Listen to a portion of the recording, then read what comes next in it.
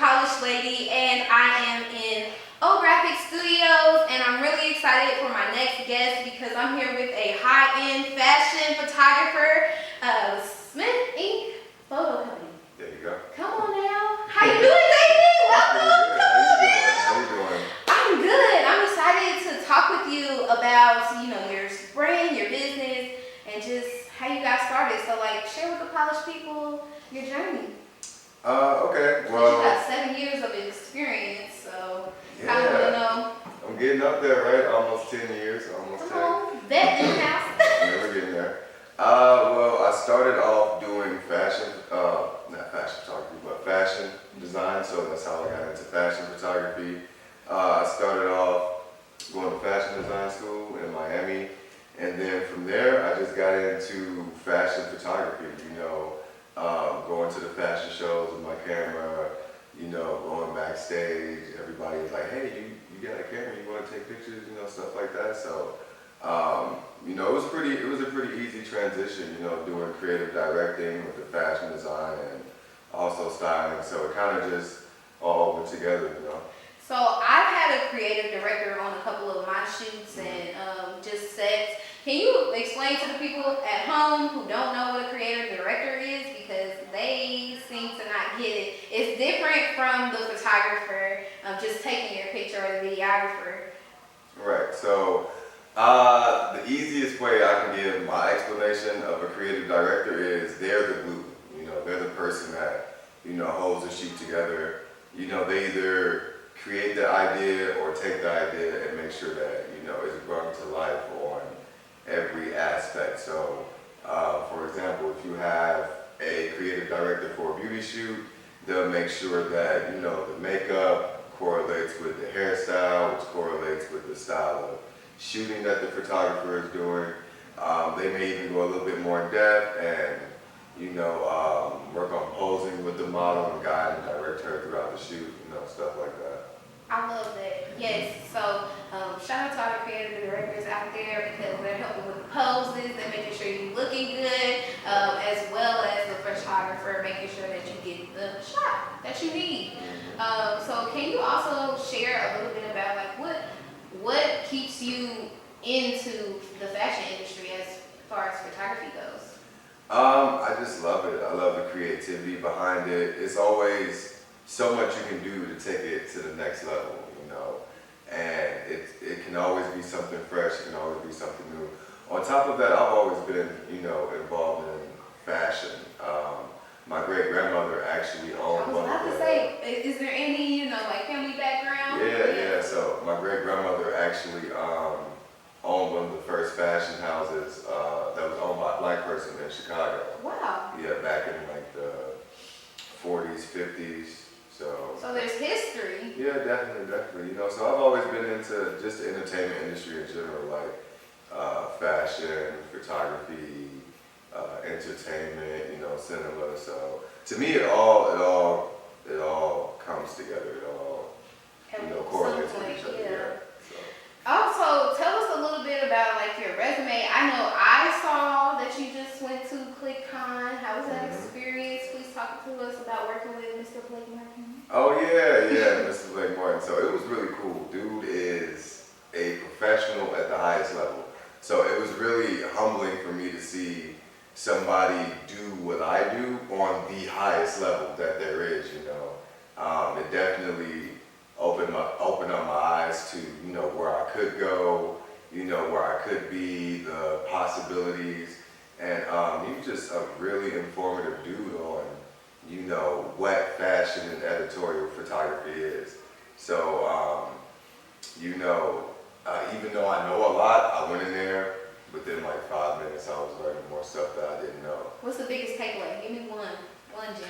Ooh, okay. I would say the one gem that Mr. Blake Martin gave is the A to B, not A to G, which is when your model is posing and she's doing her looks, you want to make sure you give the client as many options as possible. So instead of posing like this and then immediately going to this, you want to pose like this, maybe turn your head a little bit, go to B, go to C, and I actually, outside of ClickCon, I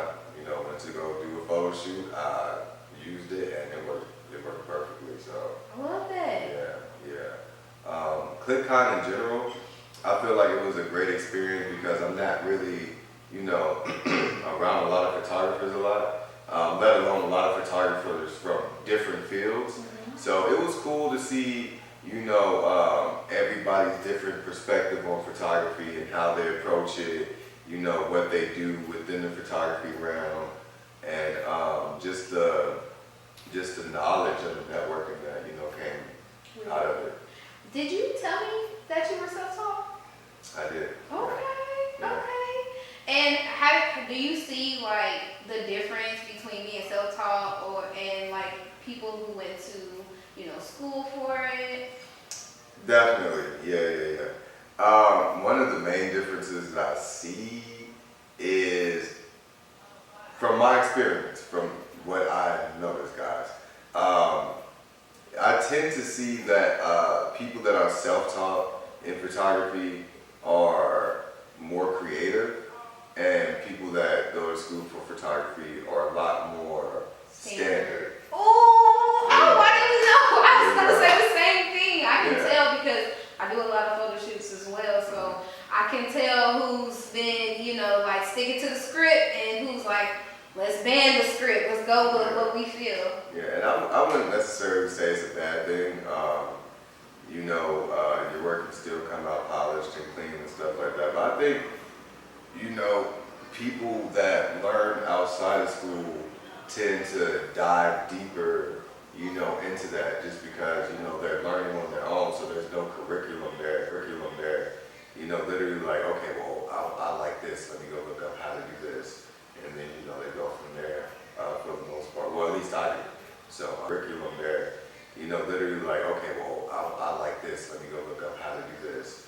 And then, you know, they go from there for the most part. Well, at least I do. So, I think, you know, that's the cool part about it. So, being in the Curriculum there, you know, literally like, okay, well, I like Chicago area, what is your day-to-day schedule like? You know, how do you find these fashion gigs? Do you just know the upcoming yearly events, or how do they reach out to you and work with you? I mean, it's mainly through networking. You know, it's mainly through networking. Facebook, Instagram. What I will say is, so I was in Miami for, I think, around 12 years. And then I just came back to Chicago. It's officially been a year since I've been back home. Come on, Midwest. Right? And I loved it, by the way. I loved every moment of it. And I linked up with this model named Raisa, who is very known in the fashion industry in Chicago. We did a fire shoot. That's the one that you saw with the business attire.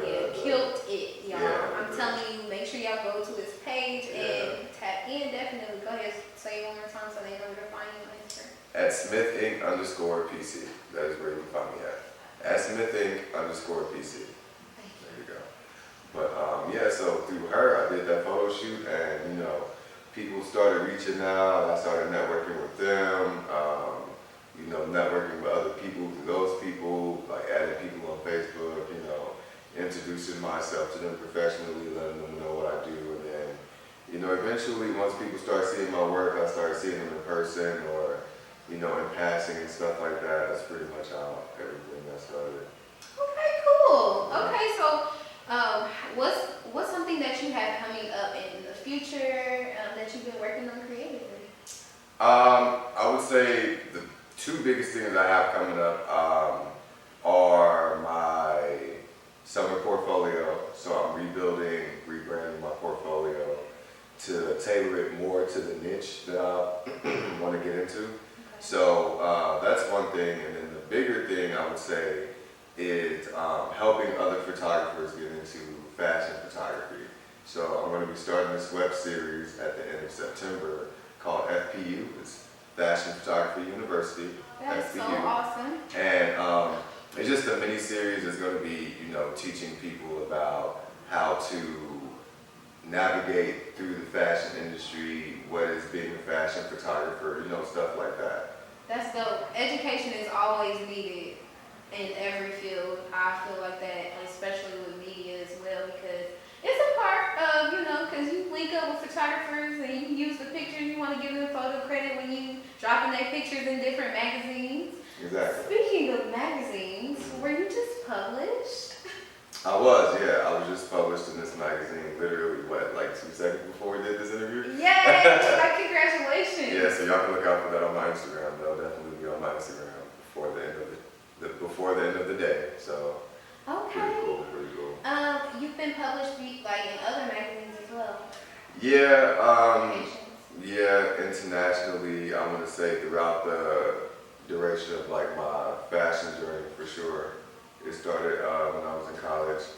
I used this website called Caviar,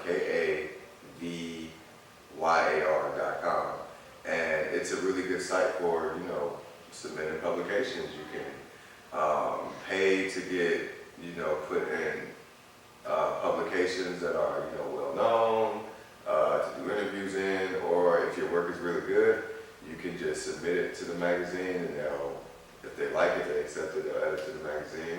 That's You awesome. know, they may add it to the cover. You know, they may ask you if you want to advertise yourself on the cover with a 6-page spread.